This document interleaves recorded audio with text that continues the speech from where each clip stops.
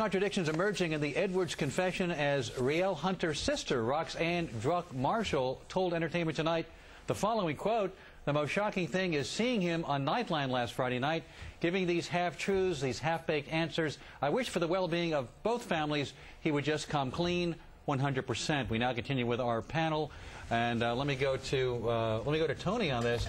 Is it really relevant whether John Edwards, not a public figure at this point, not seeking a public office, had an affair? And if that's relevant, is John McCain's adulterous past relevant?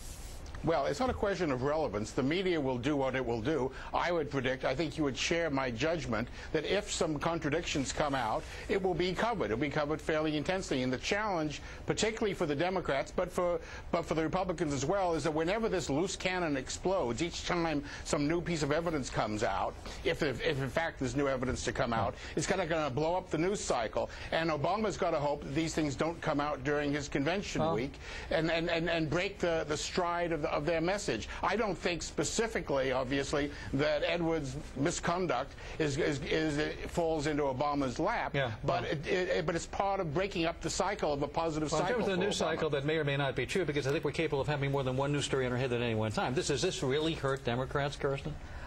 Well, it's a distraction, and to his point, if it does break up the convention, I just think it's completely irrelevant. I don't know why it matters. It was, for a couple days stories, fine, but he's not running for office. He's not, like you said, a public person. I don't think that it matters. There is some financial stuff that went on that I think is very, very troubling for certainly people who supported him, but it has no bearing on the Democratic race. Look, Sophia, I'm disappointed as someone who supported John Edwards. I'm disappointed this happened. I'm glad he's not the nominee, given that this would have really hurt his chances. But in the greater scheme of things, it's really not about whether a Democrat or Republican gets into the White House in 2009.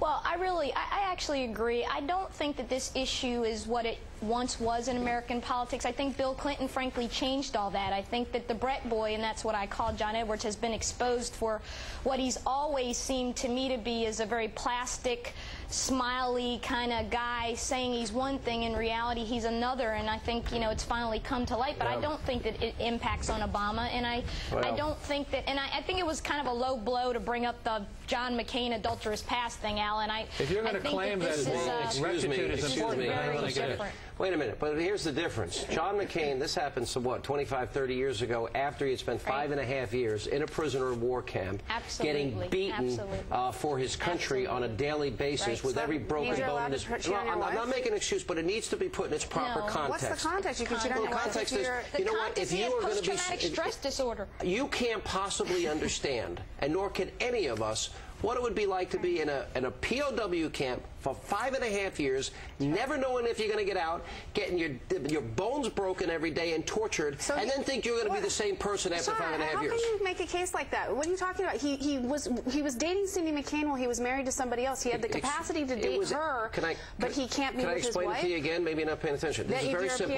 He admits that after he was a prisoner of war, you know what? He wasn't the same person when he got back for a short period of time. And why can't you understand and put that in context? I don't know. The Reagans didn't understand. The Reagans stopped being friends with him because of it. Nancy Reagan was totally disgusted with him. Look, that's all fine and good, but you know what? I think context, perspective, texture, in that case, to me, Tony Blankly, that means something to me. Well, yeah, of course it does, but the big fact is that it's not news, because McCain talked about it 30 years ago. This is news. It's breaking, every day now in Washington, moving into the cycle. So that's the difference. It's not as a practical matter.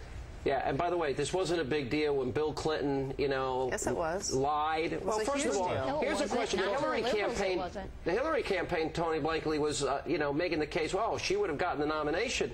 Well, what if he had admitted on 60 Minutes back in '92 that he had an affair with Jennifer Flowers, which he ultimately admitted years later when he was put in a deposition, right? Well, Bill Clinton was impeached, by the way.